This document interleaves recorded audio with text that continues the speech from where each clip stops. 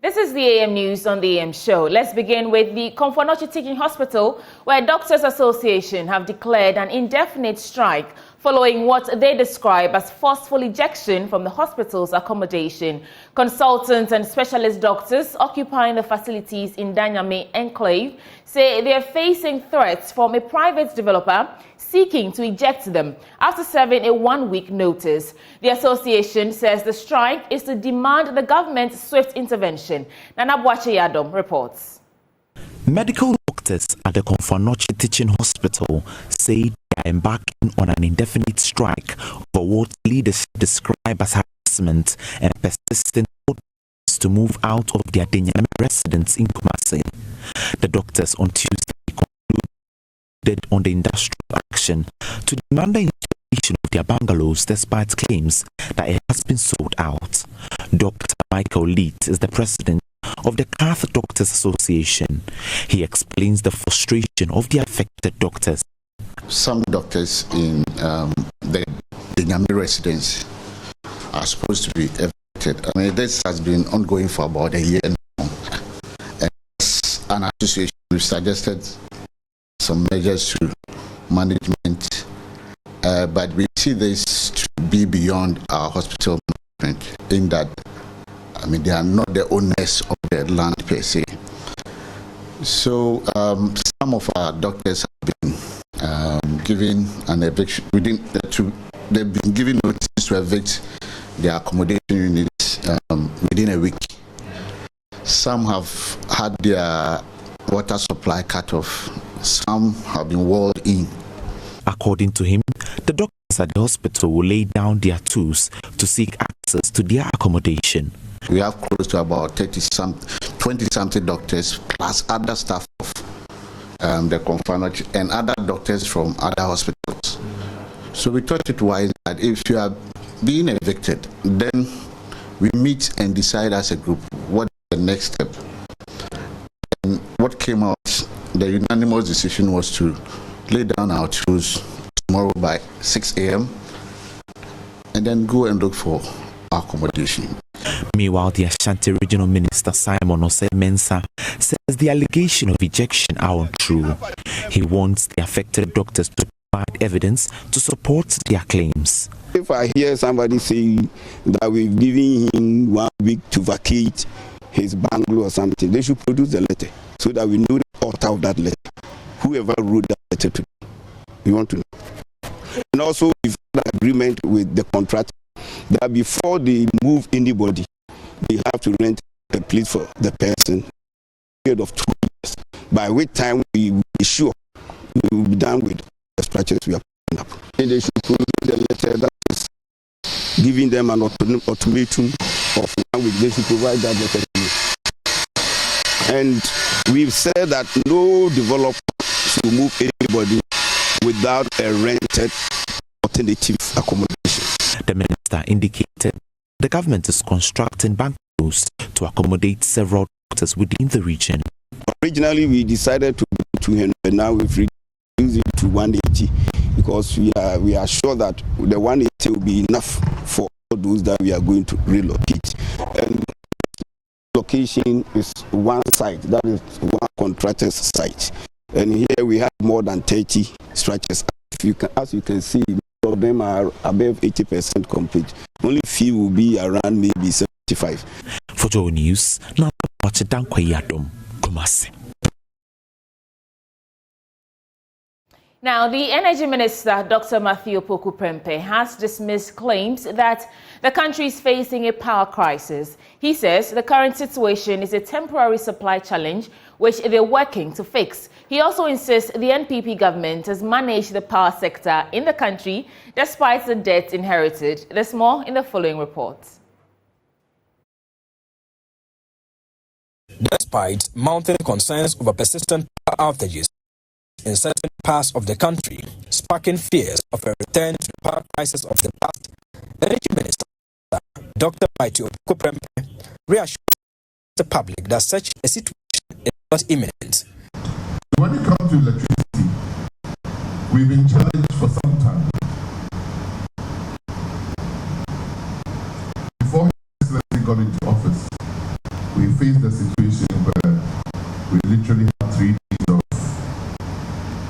1 day of half day of electricity. Is that what you call dumso? That is the only Ghanaian. That's the only Ghanaian word I know. We moved from dumso, brother.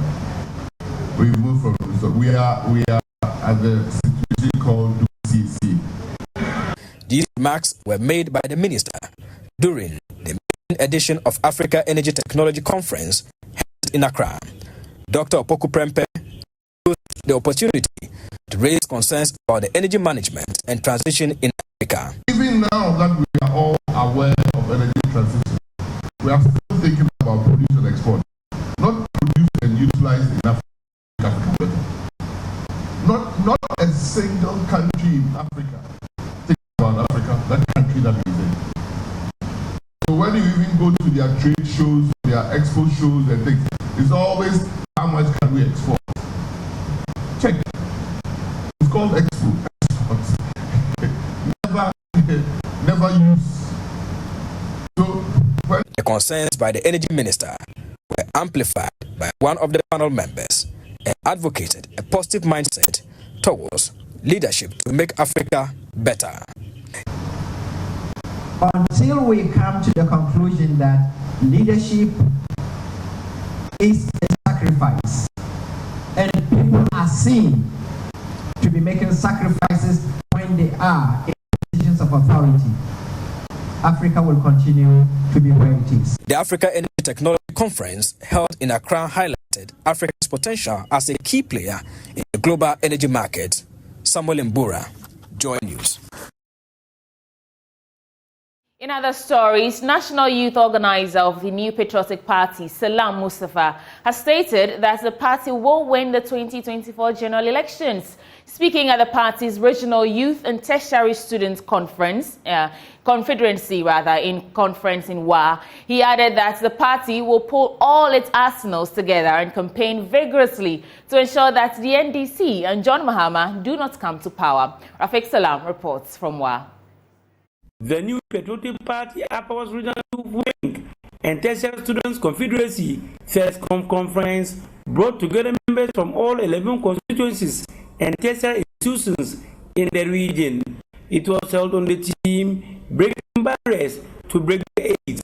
National Youth Organiser of the NPP, Mustafa Salam, enumerated projects and programs initiated by the NPP administration which have positively impacted on the lives of the people, comparing the record of Vice President Dr. Mahmoud Bawumia and that of former President John Mahama, the former, has outperformed him, stating that Ghana is not an experimental lab. We have a better candidate with a better track record, with better integrity, with better credibility. He's incorruptible. He's much better and ahead of his opponent. Dr. Mahmoud Bawumia, a clean character, as against John Mahama, that we all know that is well acclaimed of his corrupt status. So it is right to say that Ghanaians want a leader who would work in their interest, not a leader that we have tried before and failed, who has gone home to sit and say that he has seen his mistakes and now he's coming to correct them. Hello, please. Ghana is not an experimental lab. This is serious business. We're talking about the lives of people. So it's serious. We don't want jokes. Salam Mustafa disclosed that the NPP is bent on breaking the 8-year political cycle, hook or crook. I am absolutely confident. By hook or crook, we are going to win the elections in December. I am telling you, I have no fear at all. By hook or crook, yes, we are going to win these elections. We are all out for it. We are going to campaign like we have never done before. I said it. That's why I'm extremely confident of our victory. Nothing is going to stop it. Our Senior Youth Organiser of the NPP, Hamid Mahama Sana, noted that the conference serves as the beginning of the resolve to breaking the eight and third-party supporters to unite to achieve total victory. As we embark on this journey together, let us embrace the spirit of collaboration, support one another, and work together collectively. I believe that each of you here possess the potential to make impact in community communities and beyond. And Assistant Secretary to President Akufo-Addo, lawyer Hamida averred that the only person who could lead the country into prosperity and build on the good works of President Akufo-Addo is Dr. Mahmoud Bawumia, and call on Ghanaians to vote massively for him to win the 2024 polls. Behind me on the banner, I see breaking barriers to break the age, to build the future together. It is possible. I see none other than my own big brother, Dr. Mahmoud Bawumia, the man who is set to do what Ghana has never experienced before. We cannot trust the governance, the effective governance of this country for that matter, into any other hands but Dr. Mahmoud Bawumia. So come December 7th, 2024, we must all endeavor and make sure that we vote for none other but Dr. Mahmoud Bawumia. Reporting for JoyNews, Rafiq Salam. Wow.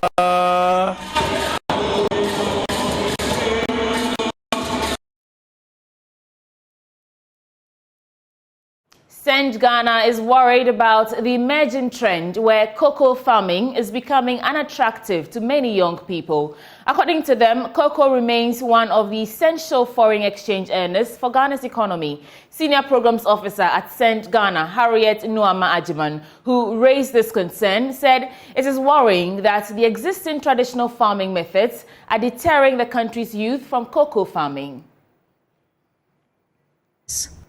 Ghana's cocoa industry, long hailed as the backbone of the nation's economy, has been facing a major labor force challenge. Ghana's thriving tradition is losing its appeal to the youth due to a multitude of factors. Findings from the gender-responsive research by Send Ghana suggest that the youth do not have much interest in cocoa farming. According to the program's manager for Send Ghana, Harriet Nuama, traditional farming techniques passed down through generations are proven to be a significant deterrent for young farmers. You know, farming itself is not attractive to young people these days because we are still using our local implements. Farming is still rudimentary for most people, and people don't want to exert so much energy these days into farming. That is one. Two, when it comes to paying cocoa farmers for the work they have done, buying their beans, sometimes the payment is in arrears because the licensed buying companies must have enough money to take the cocoa and pay, and sometimes they don't have the money, you know, so they come to you, they take one bag, give you money for one bag, and you have probably 20 bags, and you need money to survive. So it doesn't really encourage the young people to produce the cocoa and keep it, and then the payment is done in pieces. You know, when you have money being paid in that manner, you are not able to really do much investments, and then the inputs are not adequate as it should be. From another conversation we had with farmers, for instance, Cocoa Board will provide fertilizer, chemicals, and farmers will have to share the chemicals. And somebody said, well, they bring the chemicals and then we share it in tots. They will put a tot, you know, so you don't get the quantity that you really need for your farm. In that case, your basic need at that time is not even being met as a farmer, because if you need 10 bottles and you are giving only one, you have to go and buy the 9. And if you don't have the money to buy the 9, it means your cocoa trees will suffer. And so that does not really encourage most young people. The research also identified a positive trend in resource distribution in cocoa growing communities, with a focus on benefiting women and children. Notably, revenues from cocoa are being reinvested in critical areas such as education, water, health, and agriculture across almost all communities. From our assessment, we realized that, well, assemblies receive revenue and they also generate revenue, even though they don't really consider that to come from cocoa. A few thought that, well, their common fund has embedded in that revenue from cocoa, and then from their own internally generated fund, they get some money from the cocoa value chain, and that they have used to contribute to the development of public services in their localities. It's all about having a potable source of water, drinking water, because most of these communities have streams. That is